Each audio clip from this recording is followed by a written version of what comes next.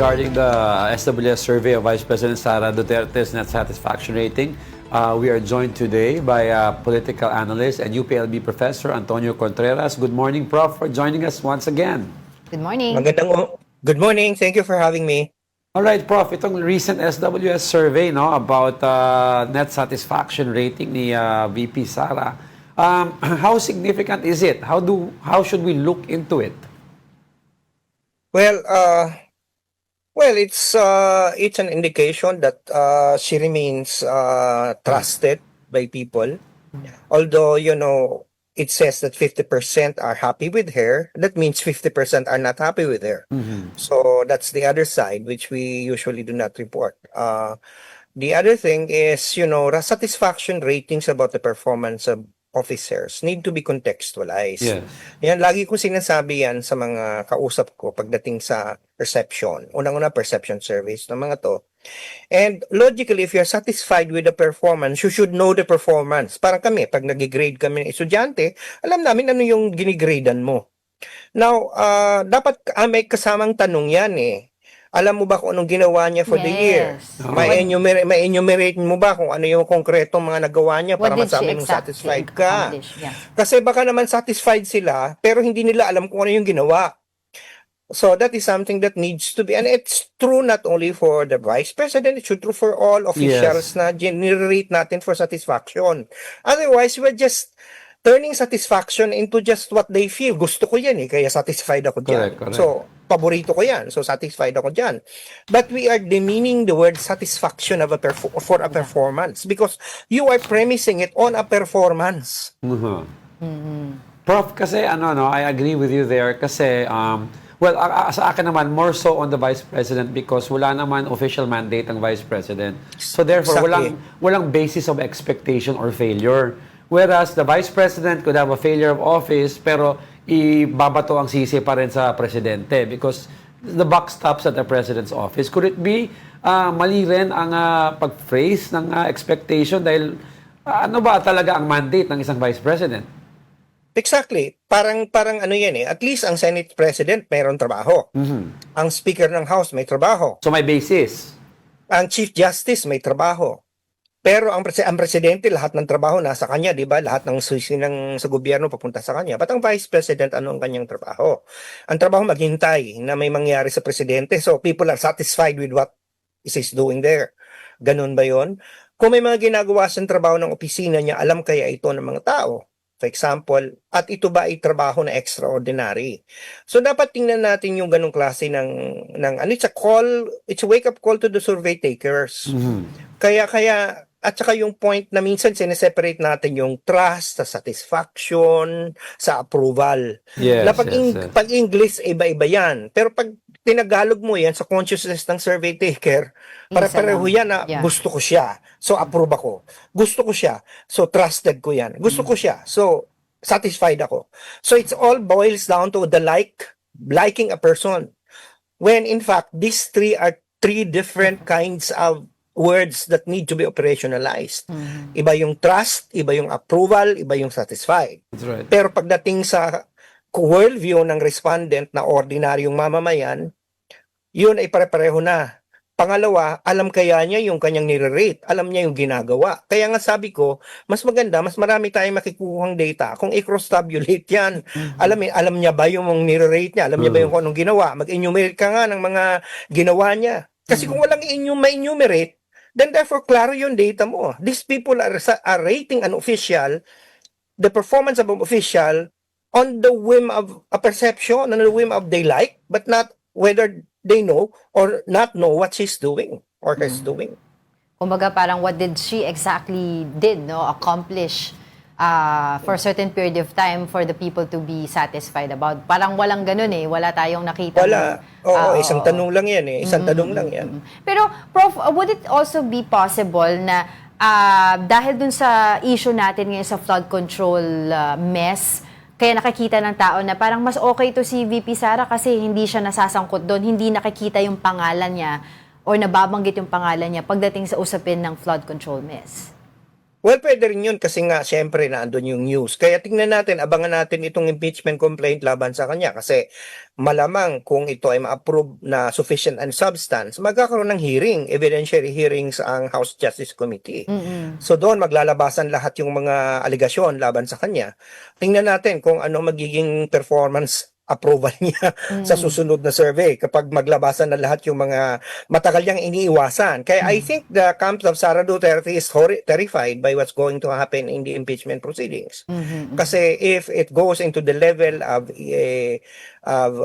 just sa Justice Committee pa lang kasi maghihiring yung mga yan bago yan makapunta sa plenaryo at bago may akad sa Senado. Yeah. Talagang maaring makalusot siya at the end of the day because kulang yung bilang sa Senado. Pero lalabas lahat ang mga ebidensyang matagal nang hindi niya masagot. Like, sino si Mary Grace Piatos? Ano yung confidential funds niya? Iniiwasan niya sa hearing ng House at saka sa Senate ngayon, nung sa budget niya, ngayon wala na siyang choice kundi sagutin. Otherwise, pag hindi niya sinagot, ay impeachment yan eh. So, yun yung ano doon, yun yung maaring dahilan. Walang masyadong lumalabas na kontrobersiya sa kanya kasi hindi naman siya involved sa flood control. Wala naman siyang, hindi naman siya directly responsible doon sa opisina, sa mga ahensya. Pero pagdating doon sa impeachment, lalabas na yan kasi mayroong ng anggulo ng graft and corruption. May anggulo na maaring na-involved din siya sa mga ganyan. So abangan natin yan. Alright, what about the president? Ang kanyang rating right now stands at neutral -3. No, is it also parang kumbaga at this time of the year, at any rate, at any president, ganun talaga yung magiging kumbaga numero ng presidente dahil paalis na siya and there were promises na hindi naman talaga natupad? Well, first of all, when we interpret numbers, and again, we have to interpret them in the context of science. These values do not mean anything at all. In a sense that they're statistically insignificant. They're within the margins of error. So, ibig sabihin yan, it's a number but it doesn't change the fact. Yung -3 na yan na neutral yan. Ibig sabihin yan, halos pareho lang yung dissatisfaction sa satisfaction. So, I would even say that with all the things happening in the country right now, that is even a decent number. I would have expected worse. Diba? But with all the things na binabato sa presidente, biniblame sa kanya, -3 is still a decent number. And it is expected na talagang bababa siya kasi siya yung nasa taas eh. At pumapasok na siya sa second half ng kanyang term, na andun na yung tinatawag malapit na siyang pumasok sa ang tawag ng iba lame duck period. So talagang lalabas na dissatisfied. Ano naman yan, lahat ng presidente dumaan sa ganyan. Pagpalapit na yung term mo, bababa at bababa ang satisfaction sa iyo. That's right, Prof. No? And the word kasi is of this survey is satisfaction. But sometimes, pwede kang hindi satisfied sa isang politician, pero iba ang preference. So, when you use the word satisfied and preference leading up or in the context of an election, do you think may impact itong survey in terms of yung preference for PBBM's chosen candidate versus VP Sara? If so, anong impact nito? It's even too early to measure the preference for the 2028 elections. And you're correct in pointing that out, Angelo. Satisfaction does not translate to preference or lack of preference. Even if you are dissatisfied with something, you could still prefer it because you don't like the other choice. Correct. Yeah. 'Di ba? Parang ang tinatanong, hindi ako satisfied sa pagkain ito, pero mas ayoko dun sa pagkain yun. So ito na lang kakainin ko muna. Magkaiba yung preference. Yung preference may pinagpipilian ka. Yung satisfaction, tinitingnan mo lang yung taong yung isang bagay. So hindi tama yun. And then yung ang point din ganito.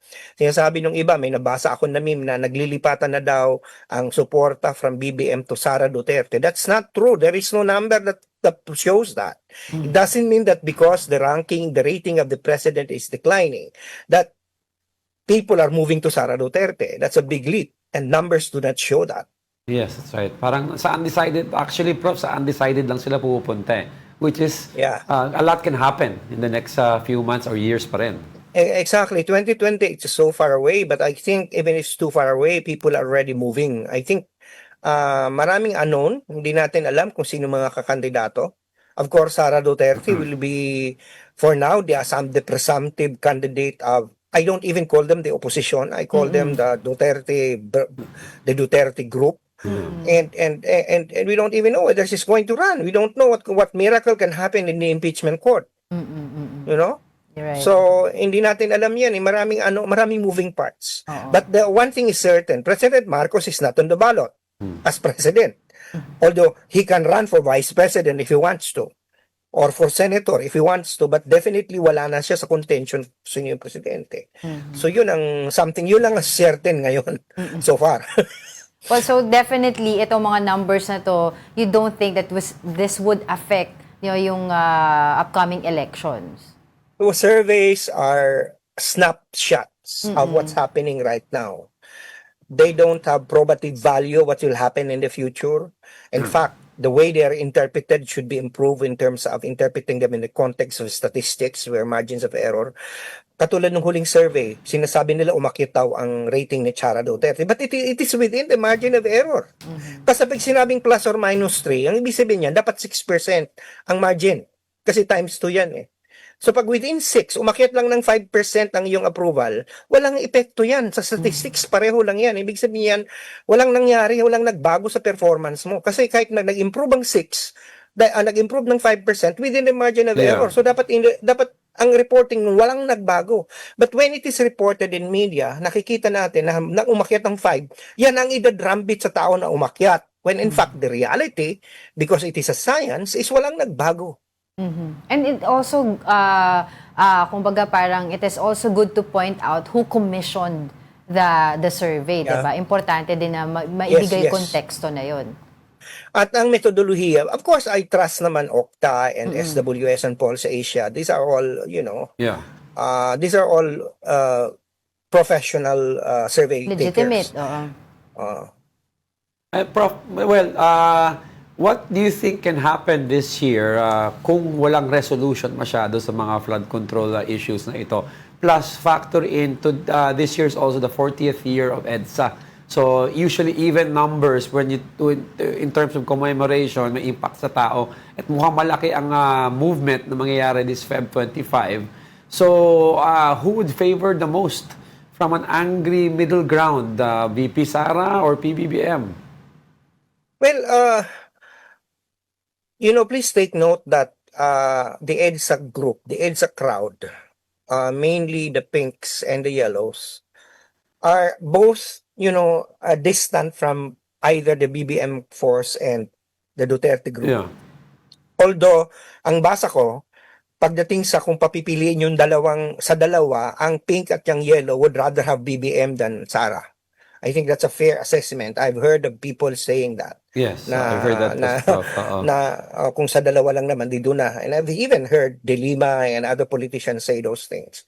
So, but who is going to win? It's not an issue of winning because these are classes of narratives. But I have always to go back to that very important survey that came out. I don't know whether it was Okta who had this. I think it was Okta. Na ang number one na pumapasok sa consciousness ng tao ay kalusugan at mga bagay-bagay na malapit sa bituka. Yes, that's right. So yung issue ng korupsyon, yung issue ng mga symbolic things, yan ay nandyan. Pero at the end of the day, kailangan natin, ano ba yung nagmamatter sa kanila? A good example dyan, ang tao ayaw sa China. Napiperceive si Bongo na pro-China. Pero dahil si Bongo ginamit ang utak ng eleksyon at kumabit sa kalusugan, yung kanyang malasakit, nag-resonate sa tao. So I think the Go model is important. Yung branding na, again, pro-China ka or kaya ikaw involved sa corruption, until you link it to the issue of the stomach and health and things that matter to people, it doesn't matter at all. It's all numbers. Right. Actually, Prof, you're right. Kasi yung drug issue and yung crime issue in terms of preference na gusto ayusin taong bayan, which was to 2016 elections at the top of the list, nasa 4th or 5th na lang. And actual food and jobs are 1 and 2. Yes. So, do you think PBBM has the right goals given yung mga preference sa LEDAC niya this year to address these things right now? Yeah, I think the LEDAC list was a good list because it combines both the food and jobs with the symbolic things like corruption. Andun yun eh. It's a healthy mix. But if it's going to make a legacy, at binanggit din ni Pangulong Marcos na tututukan na rin niya ang sistema ng edukasyon sa Pilipinas, which is so I think that's a good list.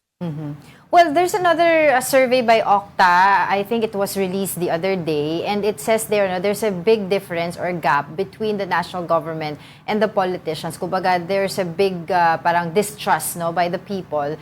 Mas hopeful sila sa institution ng gobyerno, but not in the politicians or with the politicians. So Which is kind of puzzling, di ba? Oh, yun nga eh. Kasi ideally, the politicians should represent the government. Exactly, oo. Right? And so with that, napaka-nuance ng understanding ng tao sa politika. The institution of government, they trust, but the people, they don't. So, or they feel that they're so distant, hindi sila na-represent. What is interesting about this Okta survey is that nagre-resonate din pala sa tao yung issue ng representation. Right. Na hindi kinakatawan ng mga taong ito ang aming gusto. Ang ganon. Pero ang tanong dito, what are they doing about it? If they keep on voting for these people, even if they know that they do not represent them, then we do have a problem. Kasi ako ang dami kong gustong ilagay sa survey ng mga tanong katulad yan, hindi mo pala gusto yung mga yan, pero sino iboboto mo next time? Ang boto ba nila sa performance ba? Paano ba ginagawa nila? Nire-rate ba nila ang pag-eleksyon? Kinatawa natin to. So sige, i-rate ko to. Ano bang ginawa nito nung nasa Kongreso? Yung binoto ba nitong interest ko? Ginagawa mo ba yan? Kasi kung hindi mo ginagawa yan, and then sumagot ka na napakalayo ng distansya niya sa akin, then may inconsistency. There is dissonance. And then the other thing that you have to factor in here is the issue of political literacy. How literate are the people in terms of the political rights? Exactly. Operations of government. Kasi kung minsan madaling magbigay ng opinion, madaling kumuda.